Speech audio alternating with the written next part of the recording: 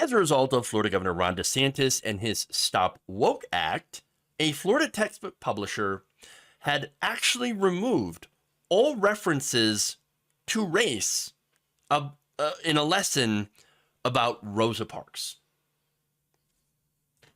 Now, Florida requires schools to teach Black history, okay?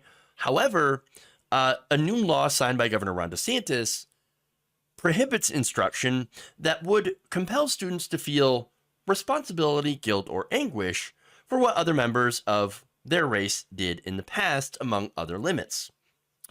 As a result, one publisher, Studies Weekly, which is used in 45,000 schools across the country, including Florida elementary schools, well, the New York Times looked at the lessons put forward by this publisher, or prospective lessons that would be in the newer versions of Florida textbooks. So now they compared these three versions of the company's Rosa Parks story meant for first graders. A current lesson used now in Florida, an initial version created for the state textbook review, and a second updated version. In the current version of the lesson on Rosa Parks, they explain segregation, which is historical. Okay, it's true. They said that the law said African Americans had to give up their seats in the bus if a white person wanted to sit down. That is objectively the truth. Now, a sample social studies curriculum prepared for Florida schools removes earlier references to race from Rosa Parks' story, saying that only she had been told to move to a different seat. And in an updated version created for review by Florida's textbook committee, there is no mention of race at all. In fact, she was told to move to a different seat, the lesson said, without any sort of explanation about segregation. Now, look at the difference here between the lessons. The context is very clear, right? In the first one, there was a discriminatory law that forced Rosa Parks, or would have that tried to force Rosa Parks to give up her seat to a white person. Now, if you remove the context of mentioning that, hey, that's a discriminatory law passed, segregation, to make her move because she was a black person, to move to a different seat because a white person wanted to sit there, you remove the context, then you remove the significance of her resistance. You remove the reasoning to her resistance to moving. Or I'm sorry, to not moving in that from that seat. And what you get as a result of removing the context is essentially literal whitewashing. I can't think of a better term for it. Whitewashing the history. So again, that is hugely problematic. You can't just remove race from an explanation of Rosa Parks.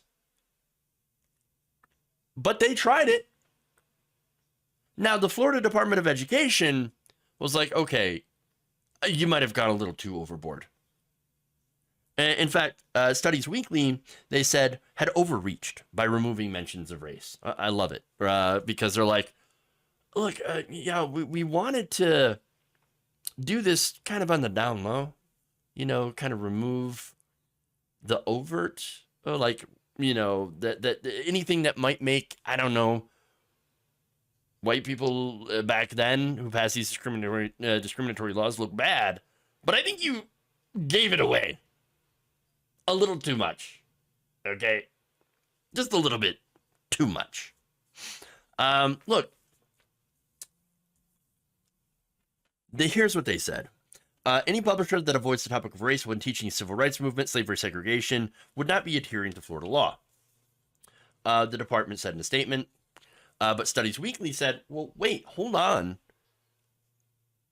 The whole reason that we did this is because of Florida's law.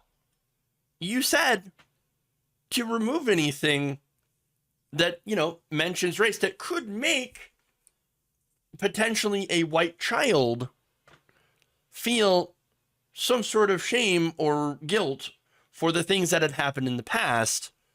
So we did it. And the only way that we could figure out how to do it is to completely remove any mention of why she was asked to move her seat. We did what you wanted us to do. Why are you mad? So look, this is the direct result here of Ron DeSantis's law, his censorship. Now they're doing it in a ambiguous kind of way, right? And so they're intentionally vague, I think, on what that can. Well, anything that could cause any sort of distress or, make someone feel bad about the actions of the race. Well, what does that? I mean, what does that mean? Like, that leaves a lot of, I think, room for interpretation, because basically what you're making these textbook makers do is try to interpret, like, what's the line? What's too far? What could possibly offend, not the children, by the way. It's not the children that are offended by facts. That's not the ones that are, those aren't the people that are feeling bad about this when they read about history. No, it's conservative parents. Because then they get questions, and those questions are uncomfortable. Okay? And they don't want to deal with those uncomfortable questions about why a black woman was ordered to move on a bus to make room for a white person in this example. So, and look, they, these textbook makers, they're in a kind of a really hard spot, because like they don't want to break state law and be punished or lose business, etc. And so they do have to be very, very careful. And look, this is the same thing with teachers in Florida, by the way. They have to be incredibly cautious not to do anything that could possibly offend parents. And so you have teachers, you have now book makers that are walking on eggshells, trying to avoid anything that could possibly offend right-wing parents. And look, you also have the same situation. It reminds me of doctors in Texas, for example, when they passed abortion bans. So they leave these laws vague enough to where women who need medically necessary abortions to save their lives, well, I mean, what could qualify as an abortion? I mean, this could qualify, and if it does, even though it's life-saving, I got to be careful, because if I do this, that could be considered an abortion. I could, get in trouble. I could be fined. I could lose my license in some places. I could maybe even go to prison if somebody reports me. Now, the result of all these things, and what they all have in common, is the creation of a climate of fear. You have the Republican Party in these states that are using the law in order to make people afraid of offending Republicans. Think about that for a second.